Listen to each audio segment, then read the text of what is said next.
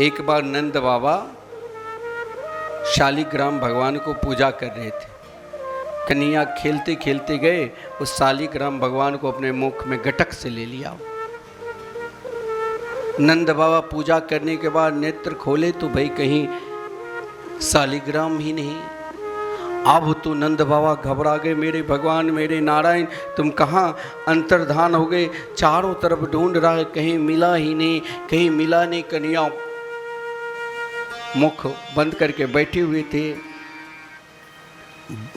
अब जो ही देखा गुलचा मारा तो तुरंत मुख से शालिग्राम टपके। तो दृष्टि यानी भगवान ने क्या क्या नंद बाबा को कि बाबा वो देखो एक मुख में रखा है शालिग्राम को, और एक कुत्ता के पीला परमानंद दास नाम के एक ऋषिक संत हुए, उसने लिखा है परमानंद को ठाकुर लायो पिल्ला घेर के, जिसका कोई अस्तित्व नहीं है भगवान उसको भी प्रेम करते हैं। यही तो श्री कृष्ण है।